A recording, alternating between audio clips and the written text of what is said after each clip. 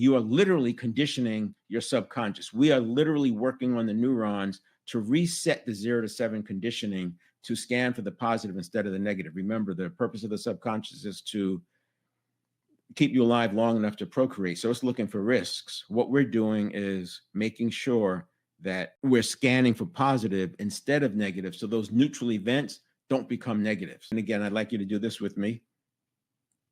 You have an unpleasant experience. In this case, I'm using a flat tire. That's your negative experience. The larger context is the car. Gee, I got a flat. Wow, man, I got a flat. But I have a car. I'm so grateful I have a car. So you don't spend any time there. And the way I'm doing this is the exercise. You're literally going to do it yourself every day, 3 times a day for 6 weeks. You're going to sit, get mindful, do some box breathing.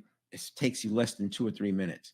You're going to think of 3 different instances that were kind of negative, and instantly, as soon as you come up with it, instantly go to the positive, the greater context. You're training yourself, you're training your subconscious to instantly go to the greater positive context. The same way I use the example, as I thought about leaving my phone in the car, before I could even get annoyed about it, the positive context was I was on a trip. So that's an example of how it actually works. I didn't know I was going to lose my phone. I didn't practice that thing. What I've done is I've trained my subconscious to immediately look for the larger context.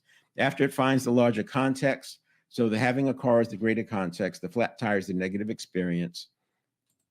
Then what you're doing in these 3 times a day, 3 times